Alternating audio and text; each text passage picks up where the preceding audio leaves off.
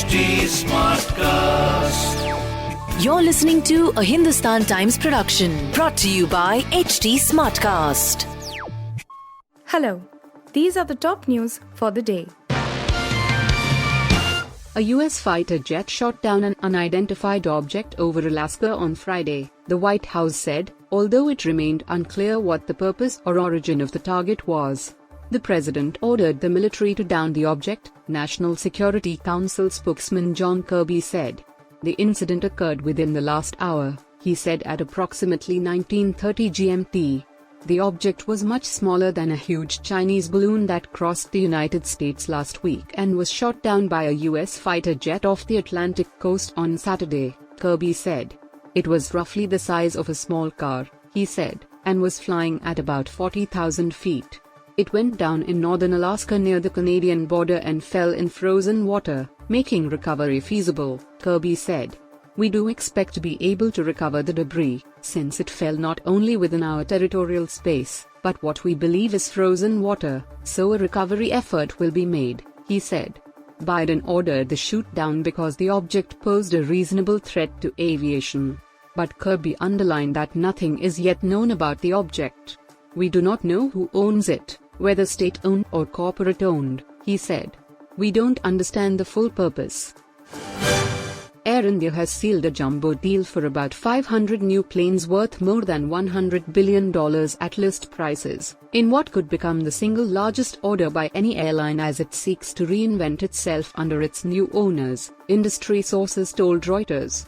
The deal, split equally between France's Airbus and rival plane maker Boeing, was first reported by Reuters in December and could finally be announced as early as next week, the sources said.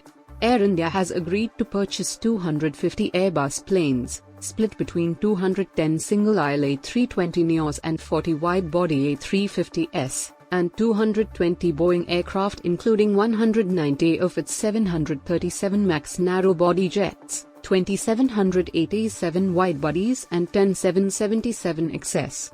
While Airbus and Air India signed the agreement on Friday, Boeing agreed its deal with the airline on January 27, a date that marks a year since Tata regained ownership of the former state-run carrier, sources told Reuters.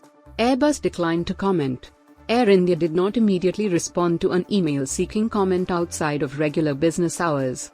In a note to employees on January 27, the airline said it was finalizing a historic order for new aircraft.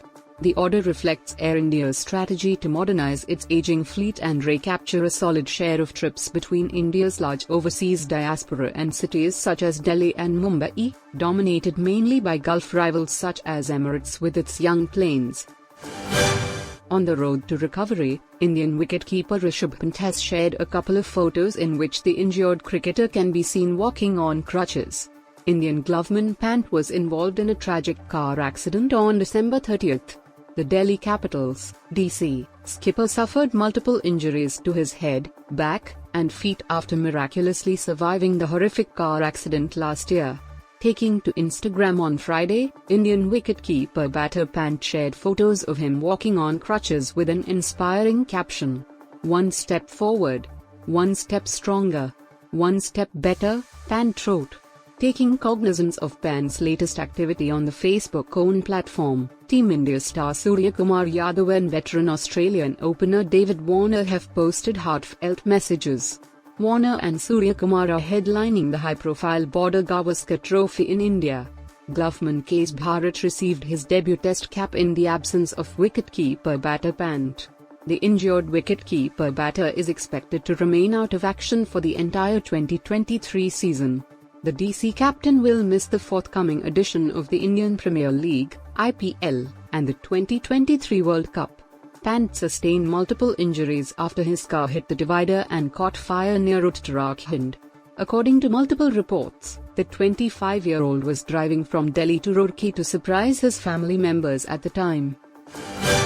India is poised to become the world's most populous country in 2023, surpassing China, which has held the position since 1950, according to a report by Washington-based think tank Pew Research Center. According to the report, the UN expects that India will overtake China in April, though it may have already reached this milestone since the UN estimates are projections.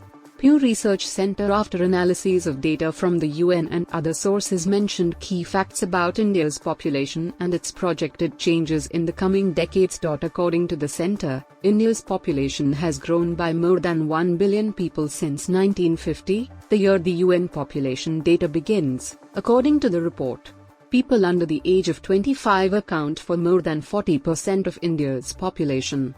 Unlike India, the other two most populous countries in the world, China and the US, have rapidly aging populations.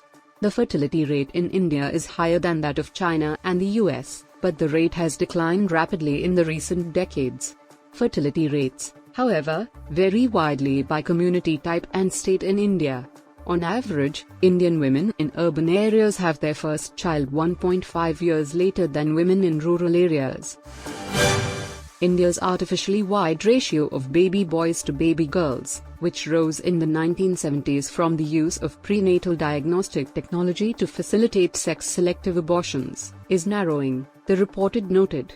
Infant mortality in India has decreased by 70% in the past 3 decades but remains high by regional and international standards. Typically, more people migrate out of India each year than into it, resulting in negative net migration. The United States welcomes any effort to stop the hostilities between Russia and Ukraine, White House National Security Council spokesperson John Kirby said on a specific question asked to him about whether Prime Minister Narendra Modi can mediate and stop the war.